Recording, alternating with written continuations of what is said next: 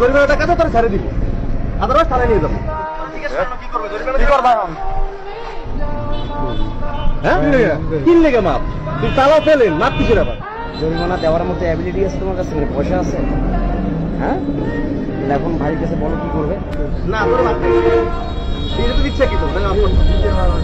এটা তো ইচ্ছা কি আর খারাপ